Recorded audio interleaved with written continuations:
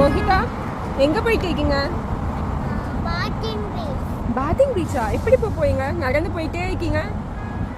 எங்க? அப்படி போகணுமா? அப்படி போனா பாத்திங் பீச் வந்துக்குமா? ட்ரெயின்ல போகணுமா? ஓகே.